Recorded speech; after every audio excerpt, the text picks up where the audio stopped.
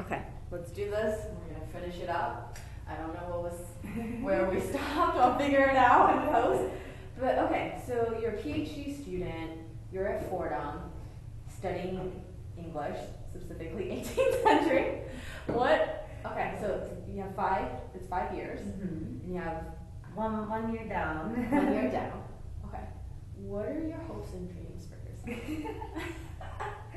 So, I mean, my life is kind of already planned out at this point. Okay. I mean, just like the things that I will be doing. Great. Because of this scholarship that is talking about, it's a scholarship that pays money, but then I will have to go back and teach in Turkey at college. Which is great. Yeah. Yeah. And when you can't find jobs with an English degree, it's really tough to find jobs.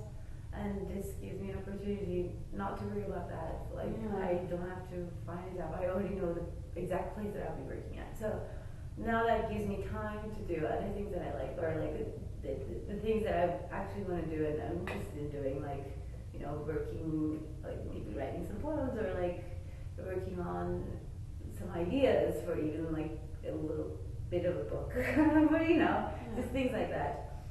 I guess that's all. And I would like to teach also, so that's a good job for me. Okay, perfect. And how long will you have to be in Turkey at that college to teach? So it's like double the time I spent here, so it's 15 years at the same time. So everything's already Yeah, no, I think that's it's great. Same school. You're gonna love what you do, and you get to travel, and you'll still get to travel here and meet your friends. I can go to conferences and write things, and I don't know, just teach at the same time. Yeah, I think that's Help students. I think that's okay. Yeah. Not a bad job. Not at all, I think. I think pretty good, pretty ideal. What is the hardest thing about living in New York?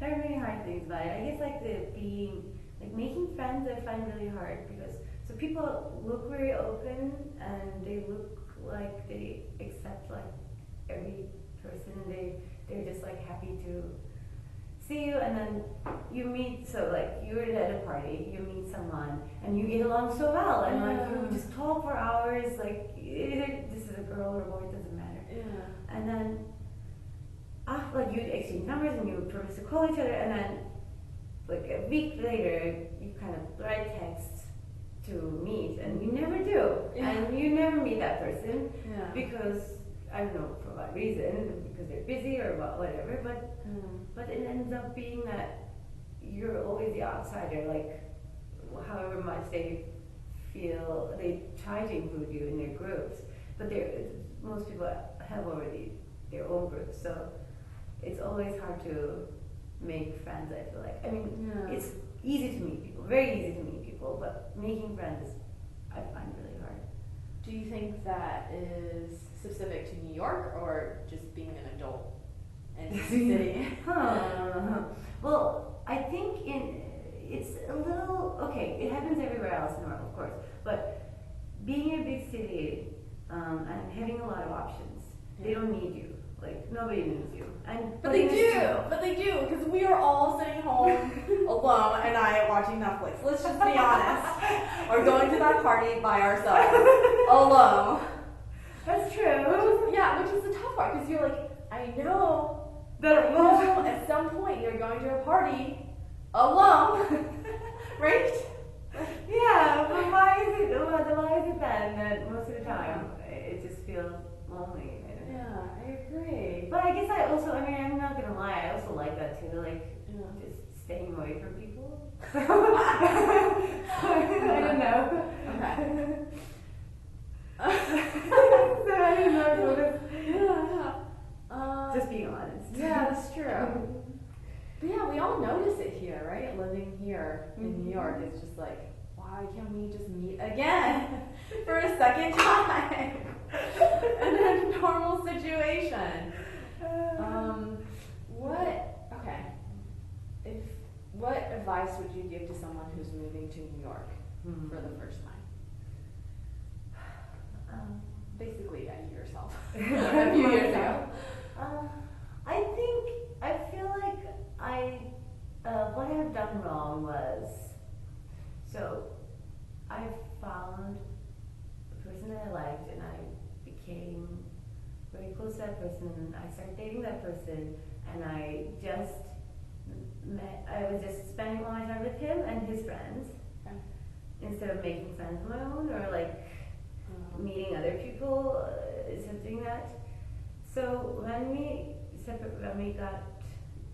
broke up, it was just tough because none of his friends called me. Yeah. And he was gone from my life, and I didn't know what to do. And you know, being from a different country and like not knowing anybody in the US, like not having other people around, it's hard, and it gets harder as you grow older. I mean, I moved here when I was 24, and I was already feeling like I'm already too old to like To come. to change your country and like to change the way you live, because it's a different culture. Like, I'm not gonna lie. Mm. So I could do that once, like completely change everything, you know, like just like being cut off from all the friends that I had. I did that once, and like I was brave. I met people, and then now it's cut off once more. Like all my connection to the people I liked, and they don't want to talk to me anymore. And it's happened like a year ago, and you know, and then I found it very hard to adjust again. I guess I would advise being more open and like trying to put yourself out there instead of just living like a hermit.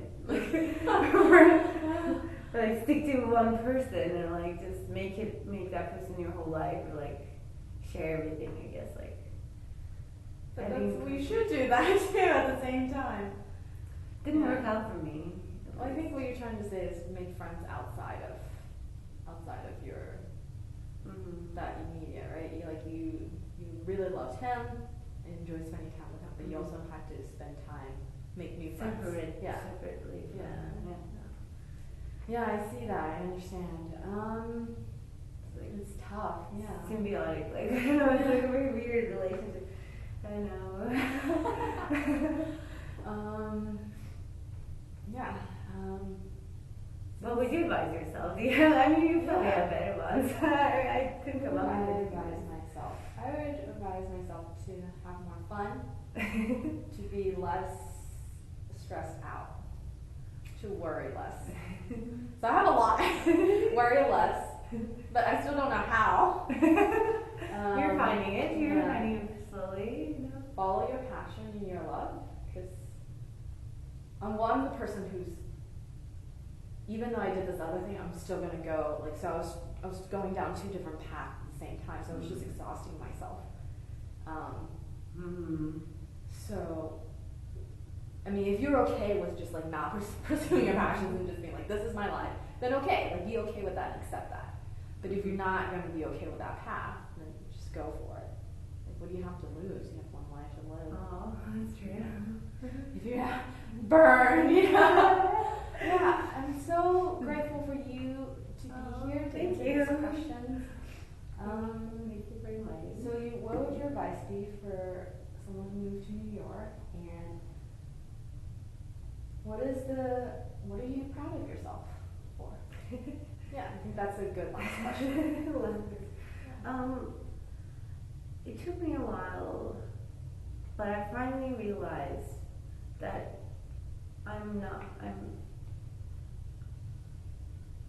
like, I shouldn't change what I actually think for other people. And I've been doing that a lot, like, since childhood. I've seen people around me doing things differently than I think of, and I always try to be like them. Like, always try to change the way I think, and this is the right way, because everybody seems to do it. So that's what I did, try to follow. And then in the last couple of years, I started to realize, like, their way is not good. And what they're doing, I don't approve. And I think they're wrong. And finally I realized it, and I'm proud that I realized that. And I'm happy with where I am now because of that. Because otherwise, if I actually got into that path and started to follow, like, completely what they did, I would end up just married and now had a kid and teach like some job at a high school that I didn't like, and I would never love it.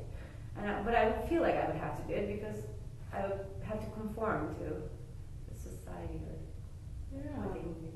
So I guess That's amazing. So who are you today?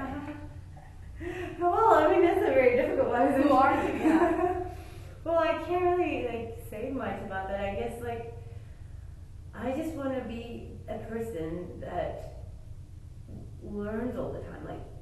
I set up this goal that I have to learn at least 2 new things every day. Wow. It can be small things like someone important in history or a book's name. I don't have to read the whole book, or just watch a movie and learn about the history of that movie or something like that. So I want to become this knowledgeable person, and I just want to do everything that is in my power to do that. So I don't know if I completed who I am now, so I try to keep improving. But I'm on that path now, so I'm happy about that. That's awesome. I think that's the perfect ending to this interview. Thank you so much. You're amazing. Thank you. Okay. That was so awesome. Bye.